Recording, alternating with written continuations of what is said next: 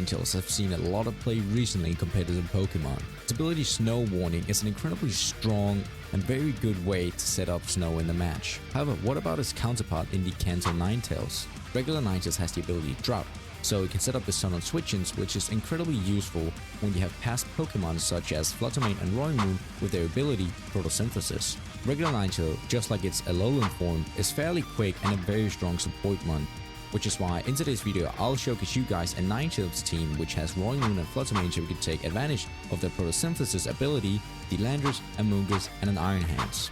So without further ado, let's get this party started and set some sun up. Okay. So Skeledirge, Roulette, Titan, Rivaroom, Great Tusk, and Bascalibur. Roaring Moon is electric type. Let's see, anything good against electric? No, not really. Honestly, I'd probably just I think Roaring Moon has to be here, and I think Fluttermane has to be. I think we just go hyper offensive here.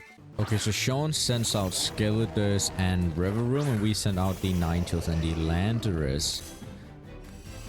And Drought comes out here, pretty important. Then Intimidate, I don't think will do too much. Since Skeledirge is special attack, I don't know what Rivaroom is. However, honestly, we could Howl. Honestly, and I don't know why we wouldn't go into the Rivaroom. I'm pretty sure Ninetales is faster than. Oh, never mind. It was dumb to go into Rivaroom. We should have gone into Skeledirge. I was about to say, I'm pretty sure that Ninetales are faster than us. But he's inserting Great Tusk here in order to use the Photosynthesis, which I think it's fair enough. But this Howl technique here is quite interesting because we will go before Stomping Tantrum. Wonder how much damage that deals into a Great Tusk. It deals okay damage, and Torchon comes out. I don't think it's gonna be enough to KO us. It's gonna be enough to take a lot of damage into us, though. I mean, we could Howl again and just protect on Landorus. Just because that might actually not be too bad of an idea, because then we +4 or we just +2. I can't remember either one. I can't remember if Howl is 2 or just 1. It might be 2 actually. I'm not too sure. I can't remember at the moment.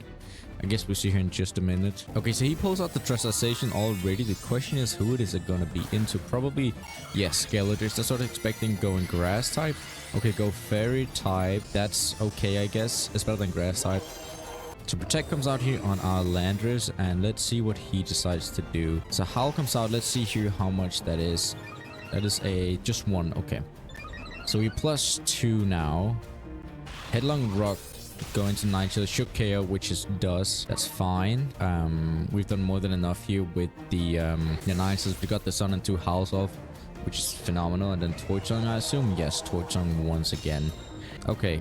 This is not too bad because we can use either one here, I think. I do think, though, that we might, I think actually we might go for Fluttermane just because we can hit that Great Tusk really good, and we already broke that Sash.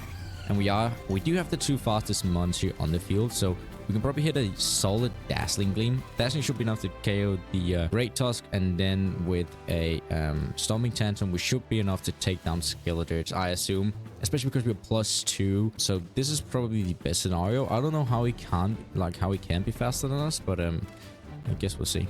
Okay, so Dashing Gleam comes out. KO's Great Tusk take a lot of damage on Skeledirge. It was a critical hit, that's probably why. Okay, it pops a Citrus Berry. I think it is here, right? Yes, that looks like a Citrus. I do think Stomping still should be enough, but let's see here. Is Stomping gonna be enough? It's not enough.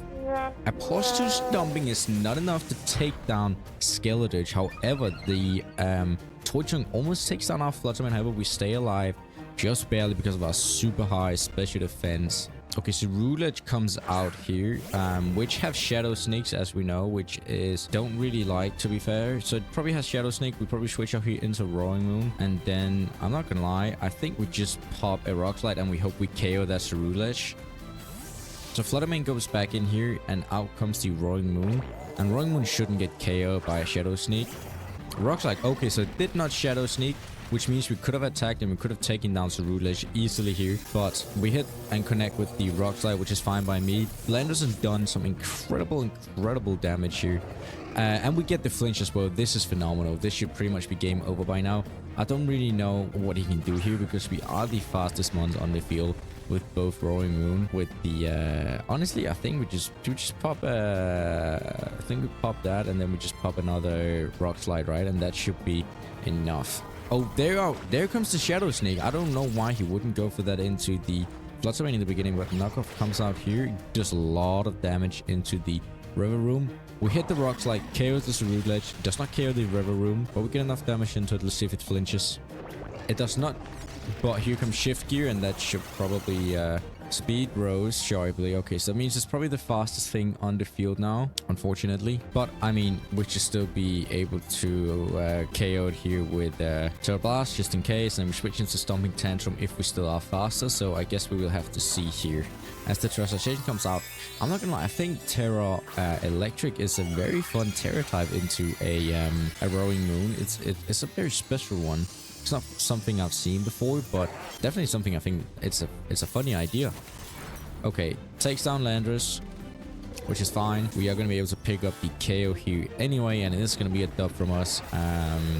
So, I mean, we did very well, and we coped with it brilliantly, in my opinion, and yeah, I don't know what else you can say when you get a win very comfortably as we did. We made the right moves pretty much every single turn, so besides the first turn where he switched out the River Room for the Great Tusk and took advantage of our photosynthesis, or his photosynthesis with our sun being up. Otherwise, I think we cope with this brilliantly.